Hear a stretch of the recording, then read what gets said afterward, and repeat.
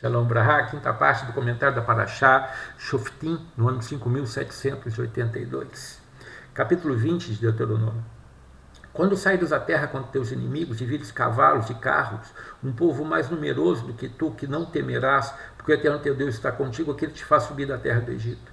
Quando vos aproximardes à luta, o sacerdote se chegará e falará ao povo e lhe dirá: escuta, Israel, vós vos estáis aproximando a guerra contra vossos inimigos, não se amoleça o vosso coração, não temais, não vos apresseis, nem vos quebranteis diante deles, pois é Eterno vosso Deus que vai convosco, a pelejar por vós contra vossos inimigos para vos salvar.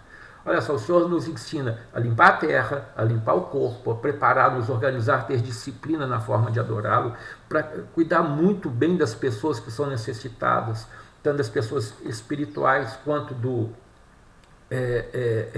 físicas, né? Vamos falar assim, sociais, ter muito firme a questão dos direitos e respeitar o seu próximo, né? Nos seus limites, nas suas atitudes, nunca falar mal de ninguém, nem do mal de ninguém, né? E ser atento para fazer cumprir essas coisas, ser seu primeiro julgador, o seu primeiro policial, né? E para fazer isso tudo, você tem que ter coragem.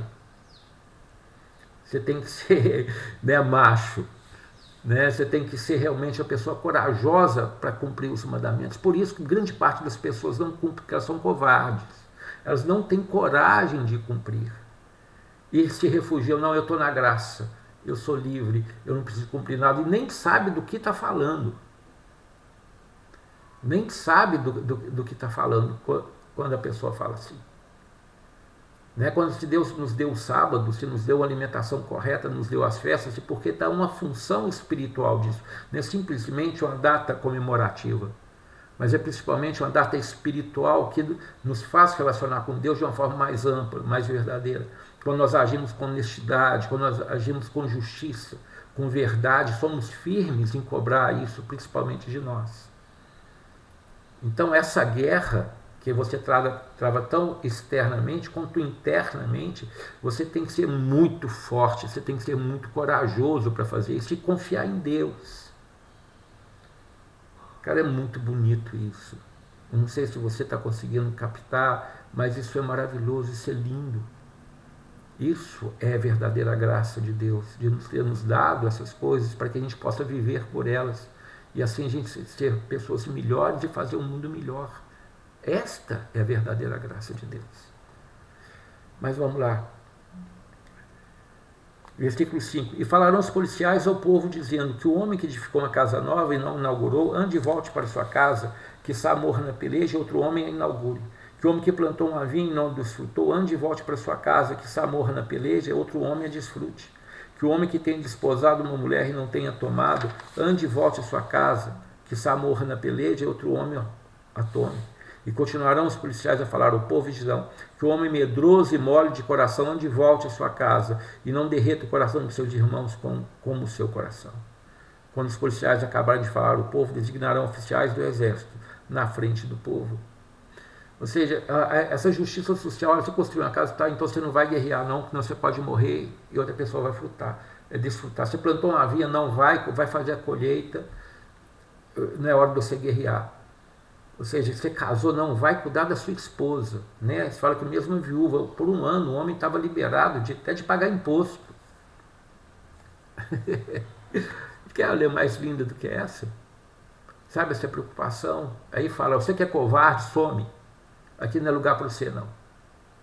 Sabe? Então nós temos que pegar esses sentimentos dentro de nós e tirar eles de dentro de nós e ter coragem de cumprir os mandamentos que Deus deu para a gente.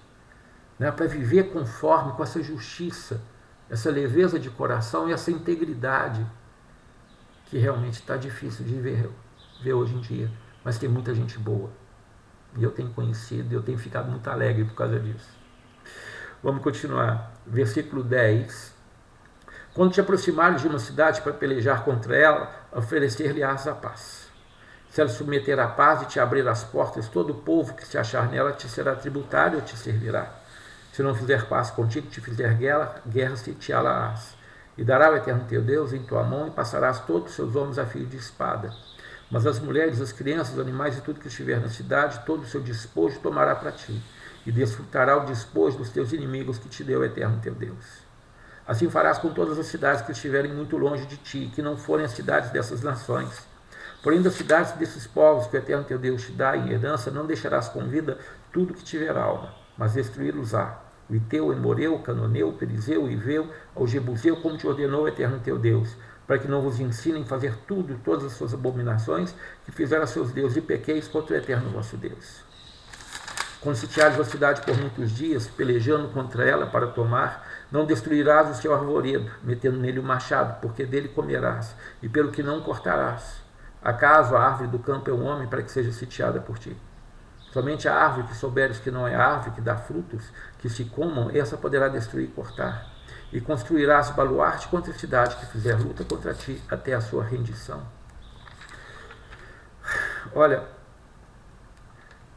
a justiça que Deus dá sobre isso, outro dia eu escutei uma pessoa, esse Deus do Velho Testamento é terrível, rancoroso. Eu fiquei pensando, meu Deus, de que Deus que esse cara está falando? Né? Essa fama. A pior coisa que tem é você escutar o ignorante falar com a certeza de um erudito.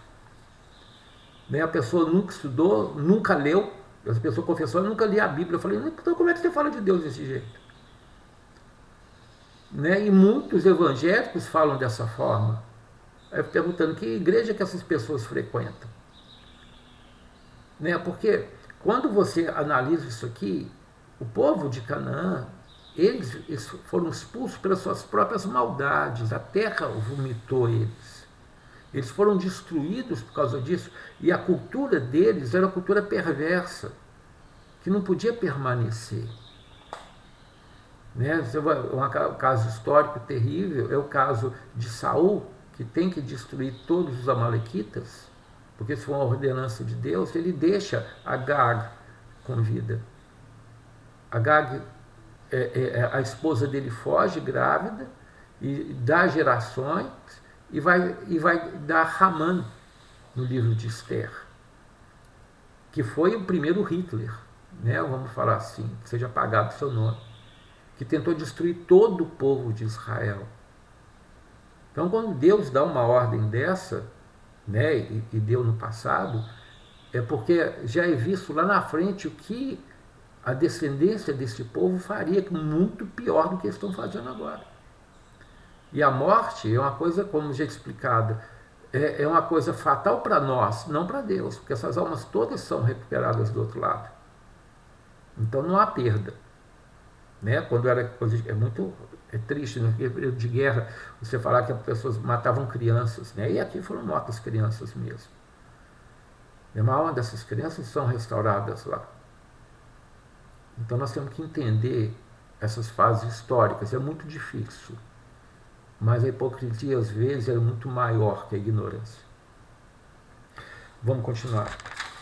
Versículo 21. Quando for achada uma pessoa assassinada, caída no campo, na terra que o Eterno teu Deus te der para herdá-la, sem saber quem a matou, então sairão os teus anciãos e teus juízes dali e medirão espaço até as cidades que estiverem ao redor do morto. E da cidade mais próxima do morto tomarão os anciãos daquela cidade uma bezerra que não tenha trabalhado, nem tenha puxado com jugo. Os anciãos daquela cidade farão descer a bezerra ao ribeiro forte, lugar que não se lavra nem se semeia, e ali no ribeiro quebrarão a nuca da bezerra.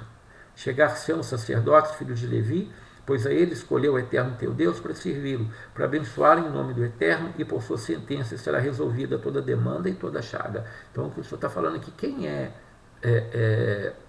a função dos levitas mesmo, também, porque os juízes, os policiais eram levitas, né? E todos os anciãos daquela cidade, os mais próximos do morto, lavaram suas mãos sobre a bezerra cuja a nuca foi quebrada no ribeiro, e prostrarão e dirão: nossas mãos não derramaram este sangue, nossos olhos não viram. Leva em consideração isso aqui sobre a questão da maledicência. Você vive numa região, seus amigos vivem na região, e aparece uma pessoa que acabaram com falaram tão mal dessa pessoa, que destruíram a reputação dela, nem emprego essa pessoa consegue, ou seja, mataram a vida da pessoa através da maledicência. Mas ninguém sabe quem começou. Ninguém sabe de onde começou e se há prova real sobre aquela pessoa. Então, isso aqui se refere ao caso de lavar as mãos, ou seja, vamos lavar a sujeira das nossas mãos. Pode até ser do nosso meio esse maledicência, essa pessoa maligna que destruiu a alma e a reputação, a vida dessa pessoa. Então nós vamos limpar essa coisa e pedir a Deus perdão pelo que fizeram. E agora vamos ajudar essa pessoa a se recuperar, a corrigir seus caminhos. Isso aqui, o que é muito bonito na igreja evangélica, quando eles falam, vende como está, aceita Jesus, e aqui a pessoa começa a ser acompanhada, começa a ser curada, começa a ser transformada, que existe muito isso no judaísmo também, principalmente no judaísmo racídico.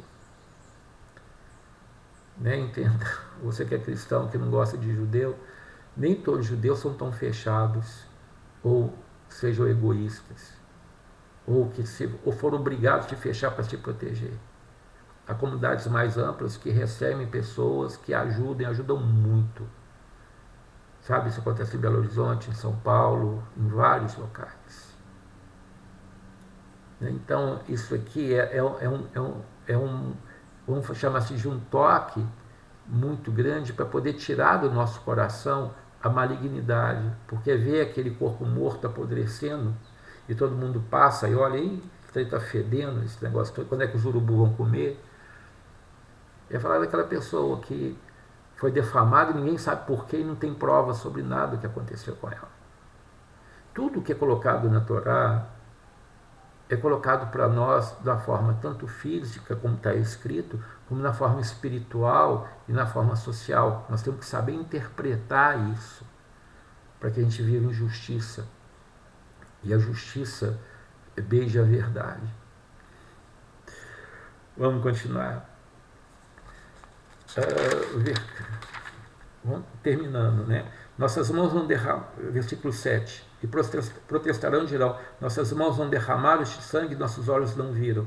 Os sacerdotes dirão, perdoa o teu povo Israel, ao que remiste ao Eterno, e não ponhas a culpa do sangue inocente no meio do teu povo Israel, e o pecado daquele sangue derramado não lhe será expiado, e tu eliminarás a culpa do sangue inocente no meio de ti, pois farás o que é reto aos olhos do Eterno.